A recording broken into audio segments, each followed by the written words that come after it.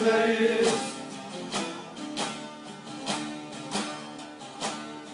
kal bilmeyiz, dost dost iflah bilmeyiz.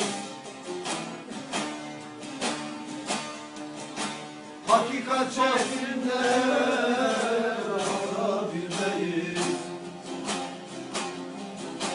Şah-ı Merdan gibi halimiz vardır.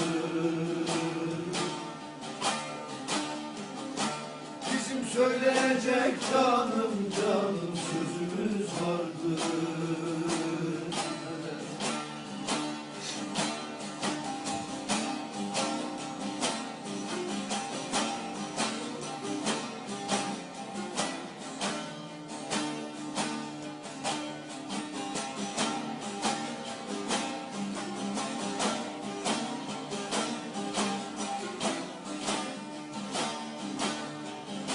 Nefsimi özünü faş etme sakın,